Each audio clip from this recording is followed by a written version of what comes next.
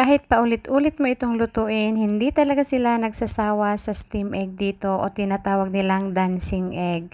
So, 2 itlog po yung gagamitin natin dito. Pwede po kayong magdagdag dyan. Depende kasi yan kung ilan po yung papakainin nyo. Naglagay lang ako ng konting sugar at konting asin at konting sesame oil pang alis lansa. So, sa 2 itlog po, gagamitan natin ng 6 na ganyan, 6 shell na tubig. Kung may chicken stock kayo, 6 pa rin. Huwag nyo nang lagyan ng pampalasa. Ayan, saka natin i-mix po yan ng mabuti. Halu-haluin at salain po natin yan para ma-achieve natin yung smooth texture niya. And then, takpan lang po natin yan at i-steam natin sa loob ng 6 na minuto. Yes po, 6 minutes.